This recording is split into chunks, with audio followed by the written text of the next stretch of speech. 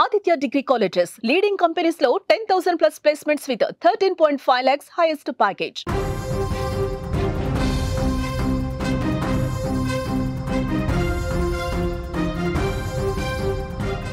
Time కరిగిపోతోంది. నిమిషం నిమిషం గడిచే కొద్దీ నిమిషప్రియకు మరణం దగ్గర పడుతోంది. ఏ క్షణంలో ఏం జరుగుతుందో అర్థం కాని పరిస్థితి. యమన్ జైన్లో ఆమెను ఉరితీయడానికి ఉరితాడు కూడా సిద్ధమైంది. మరి నిమిషప్రియని కాపాడుకునేదెలా?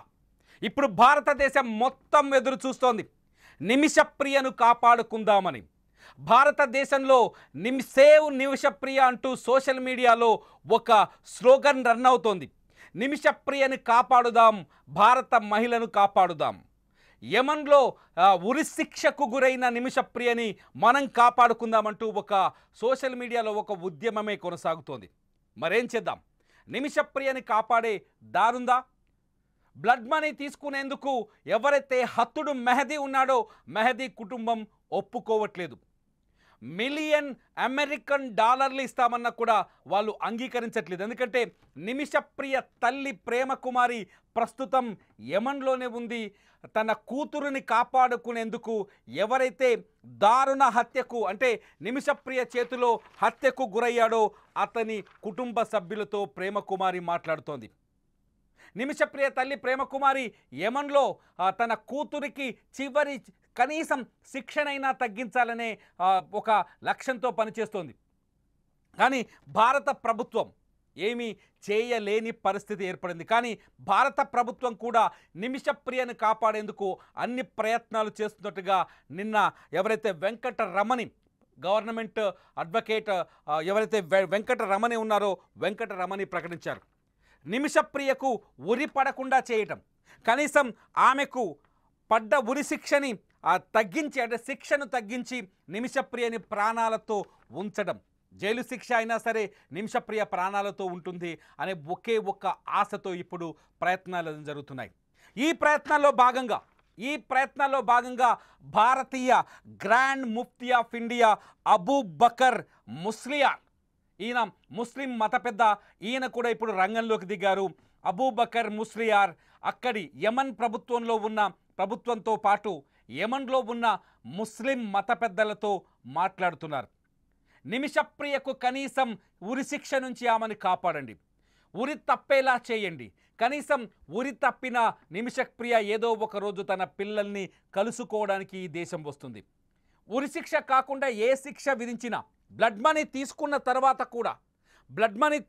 తర్వాత కూడా నిమిషప్రియకు కనీసం ప్రాణభిక్ష పెట్టండి అంటూ మనం అబూ బకర్ ముస్లియార్ ప్రస్తుతం యమన్ ముస్లిం పెద్దలతో మాట్లాడుతున్నారు. చర్చలు కొనసాగుతున్నాయి. చర్చలు ముందుకు వెళ్లే కొద్దీ నిమిషప్రియ మరణానికి మిగిలిన సమయం దగ్గర పడిపోతుంది, కరుగుతోంది. నిమిషప్రియని కాపాడుకోవాలని ఈ భారతదేశం మొత్తం ఎదురు చూస్తోంది. మన భారత మహిళ అనుకోకుండా తన ప్రాణాన్ని తను కాపాడుకోవడం కోసం ఒక నేరం చేసింది. ఆ నేరంలో ఎవరైతే బాధితుడున్నాడో మెహదీ ప్రాణాలు కోల్పోయాడు. అక్కడి నుంచి తప్పించుకునే ప్రయత్నం చేసింది, కానీ ఆ ప్రయత్నాలు ఫలించలేదు. నిమిషప్రియ ఇప్పుడు యమన్ కఠినమైన కారాగారంలో తన ప్రాణాలు పోతాయన్న బాధతో, ఇక నేను బతకను అనే బాధతో, ఈ భూమిపైన నాకు మిగిలింది కేవలం కొన్ని గంటలు మాత్రమే అనే బాధతో రోధిస్తోంది. కనీసం నిమిషప్రియని చూసే అవకాశం కూడా ఆమె కుటుంబ సభ్యులకు దొరకలేదు. నిమిషప్రియ పిల్లలు, భర్త థామస్ ప్రస్తుతం కేరళలోనే ఉన్నారు. నిమిషప్రియను కాపాడుకునేందుకు ఈ దేశంలో వాళ్ళు చేయాల్సిన ప్రయత్నాలన్నీ చేస్తున్నారు. మరికొన్ని గంటల్లోనే నిమిషప్రియ ఉరికి గురి కాబోతుంది. యమన్ చట్టాలు, షరియా చట్టాల కోసం షరియా చట్టాలు విధించిన కఠినమైన శిక్షకు బలి కాబోతుంది నిమిషప్రియ. షరియా చట్టాల ప్రకారం బ్లడ్ మనీ ఉంది. బ్లడ్ మనీ అంటే ఎవరైతే బాధితులు ఉంటారో, ఒక వ్యక్తి హత్యకు గురైతే ఆ బాధితులు, హత్యకు గురైన వ్యక్తి కుటుంబ సభ్యులు క్షమాభిక్ష పెడితే అప్పుడు హత్య చేసిన నిందితుడిని క్షమిస్తే దానికి బదులుగా కొంత డబ్బిస్తారు. ఆ డబ్బు లక్షల్లో ఉండొచ్చు, కోట్లలో ఉండొచ్చు. ఆ డబ్బు తీసుకొని ఎవరైతే నిందితులు ఉంటారో ఆ నిందితుని క్షమించే విధానం కొన్ని దేశాల్లో అమల్లో ఉంది. అది షరియా చట్టాలని గౌరవించే కొన్ని దేశాల్లో. షరియా చట్టం యెమన్లో అధికారికంగా ఉంది. ప్రభుత్వం కూడా షరియా చట్టాన్ని అక్కడ అమలు చేస్తుంది. ఎవరైనా నిందితుడు వెళ్ళి బాధితుడి కుటుంబంతో క్షమాభిక్ష తెచ్చుకొని షరియా చట్టంలో చెప్పిన విధంగా డబ్బులు చెల్లిస్తే వాళ్ళకు ఉరి శిక్ష ఉరి పడితే ఉరిని తప్పించడం కానీ లేదంటే మొత్తం శిక్షను తగ్గించడం కానీ జరుగుతుంది. ఈ రెండు ఆప్షన్సే ప్రస్తుతం మనకు నిమిషప్రియ ముందు కూడా ఉన్నాయి. కాకపోతే ఇక్కడ ఒక పెద్ద ప్రాబ్లం ఉంది. ఆ ప్రాబ్లమే మతం. ఏదైతే యెమన్లో ముస్లిం డామినేటెడ్ కంట్రీ, అక్కడి చట్టాలు అక్కడి ముస్లింలకు అనుకూలంగా ఉన్నాయి. కాబట్టి ఎవరైనా హంతకుడు ముస్లిం అయితే షరియా చట్టం ప్రకారం బ్లడ్ మనీ తీసుకునేందుకు అక్కడి బాధితులు అంగీకారం తెలుపుతారు. కానీ వాళ్ళ మతం కాకుండా మతానికి సంబంధించిన వ్యక్తి తమ వ్యక్తిని చంపేస్తే, తమ కుటుంబ సభ్యుని చంపేస్తే వాళ్ళకి షరియా చట్టం ప్రకారం క్షమాభిక్ష పెట్టరు. బ్లడ్ మనీ ప్రకారం క్షమాభిక్ష పెట్టేందుకు అంగీకరించరు. గడిచిన 2-3 ఏళ్లుగా ఇదే జరుగుతోంది. 2020లో మన ఎవరైతే నిమిషప్రియ ఉన్నారో నిమిషప్రియకి ఉరి శిక్ష ఖరారైంది. అప్పటి నుంచే నిమిషప్రియ కుటుంబం తగిన డబ్బును రెడీ చేసుకొని ఒక షరియా చట్టాల ప్రకారం నిమిషప్రియ కోసం భారత కరెన్సీలో అయితే 8.6 కోట్ల రూపాయలు, అంటే 8,60,00,000 రూపాయలు బ్లడ్ మనీ చెల్లించాలి.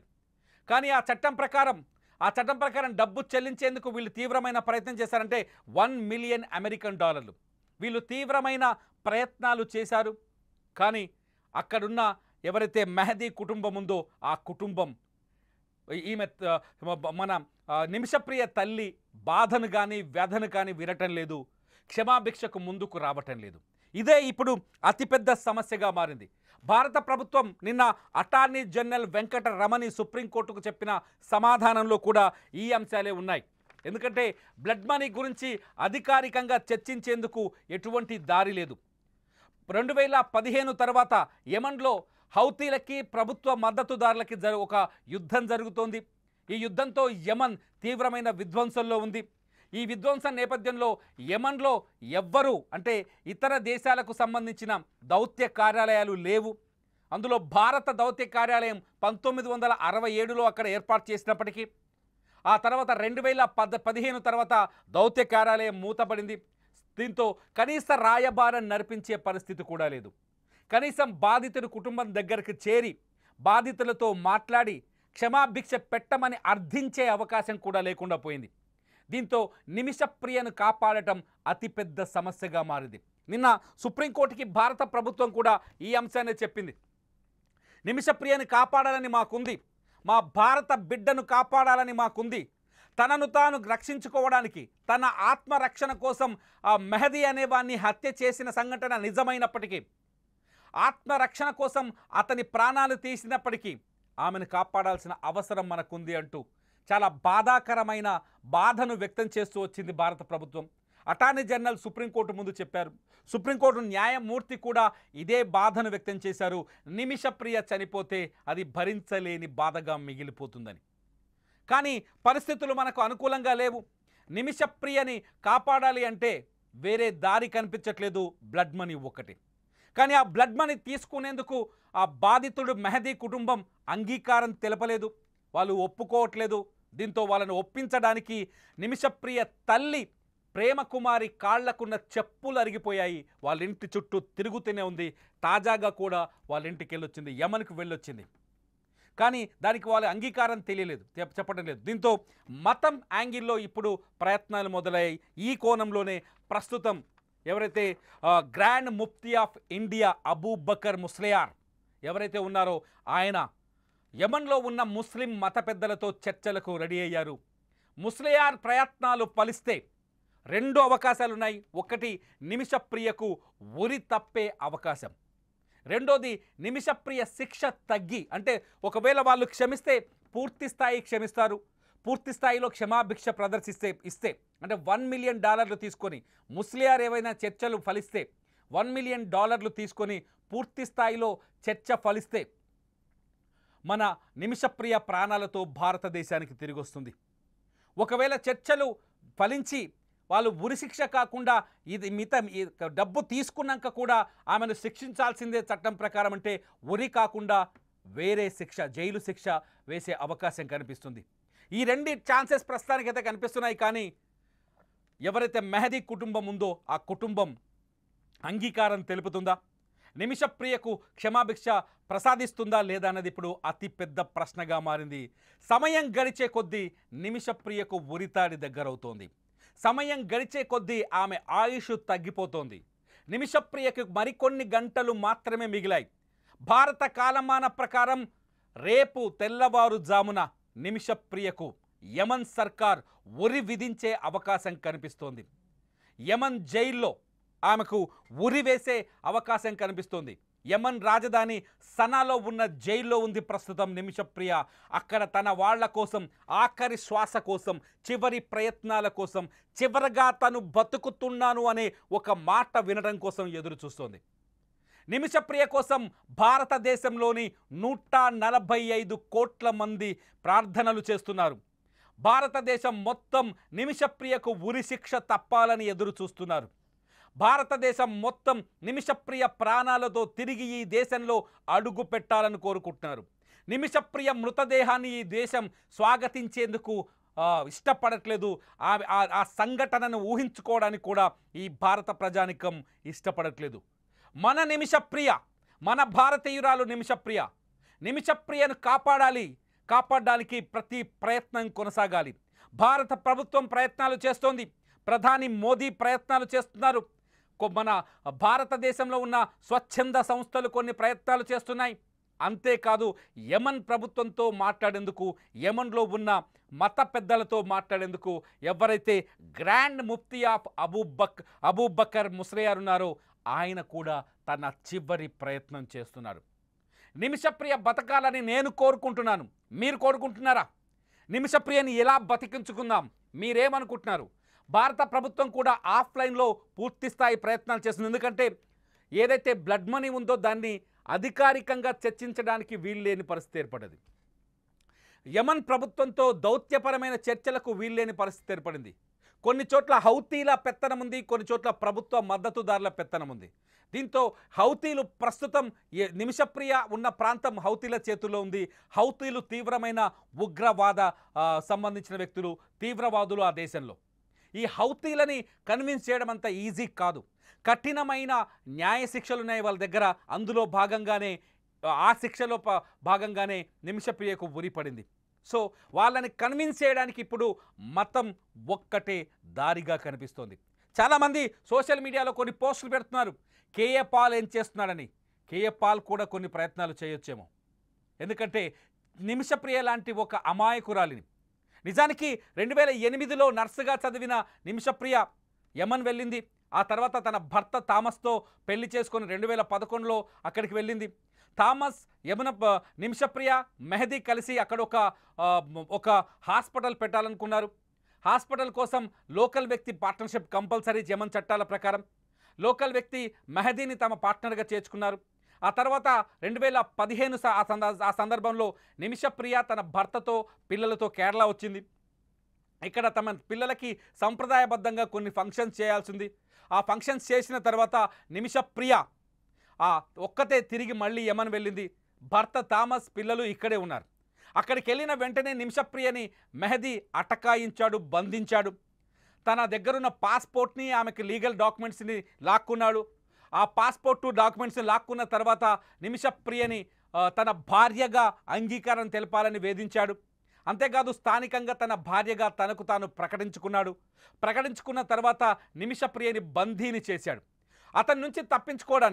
అతని చెర నుంచి తప్పించుకోవడానికి తన పాస్పోర్టు, లీగల్ డాక్యుమెంట్స్ తీసుకోవడానికి నిమిషప్రియ ఒక ప్రయత్నం చేసింది. తను నర్సు కావడంతో ఎవరైతే మెహదీ ఉన్నాడో తలాల్ మెహదీకి ఒక మత్తు పదార్థం ఇచ్చింది. కాకపోతే ఆ మత్తు పదార్థం డోస్ పెరిగి అతను చనిపోయాడు. దీంతో అతని డెడ్ బాడీని దాచే ప్రయత్నం చేసింది నిమిషప్రియ. ఆ డెడ్ బాడీని అదే హాస్పిటల్ పైన వాటర్ ట్యాంక్లో పడేసి అక్కడ నుంచి పాస్పోర్టు, డాక్యుమెంట్స్ తీసుకొని సౌదీకి పారిపోయే ప్రయత్నం చేసింది. కానీ ఈలోపే పోలీసులు ఆమెని అదుపులోకి తీసుకున్నారు. తన ప్రయత్నాలు ఫలించలేదు. నిజానికి ఇదంతా చూస్తే ఒక రాక్షసుడి నుంచి, చెర నుంచి బయటపడేందుకు తనకు తాను చేసిన ప్రయత్నంలో ఇరుక్కుపోయింది నిమిషప్రియ. తన ప్రాణాలు తను కాపాడుకోవడానికి తీవ్రంగా ప్రయత్నించి ఇరుక్కుపోయింది నిమిషప్రియ. సో ఆ నిమిషప్రియ ఇప్పుడు తన మెడకి ఉరితాడు బిగించే సమయం ఎదురైంది. నిమిషప్రియకు ఉరితాడు పడే అవకాశం కనిపిస్తోంది. మరికొన్ని గంటల్లోనే నిమిషప్రియ మనల్ని వదిలేసి వెళ్ళిపోతుందనే భయం, బాధ పెరిగిపోతుంది. నిమిషప్రియను మనం కాపాడుకుందాం. ఈ వీడియో కింద మీరు కామెంట్ చేయండి. నిమిషప్రియని కాపాడడానికి మత పెద్ద అబూ బకర్ ముస్లియార్ ప్రయత్నాలు ఫలిస్తాయా? మీరేమనుకుంటున్నారు? మీ అభిప్రాయాన్ని వీడియో కింద టైప్ చేయండి. నిమిషప్రియకు సంబంధించిన ప్రతి అప్డేట్ కోసం, పూర్తి స్థాయి విశ్లేషణ కోసం చూస్తూనే ఉండండి సుమన్ టీవీ డిజిటల్ లైవ్, అలాగే సుమన్ టీవీ లైవ్.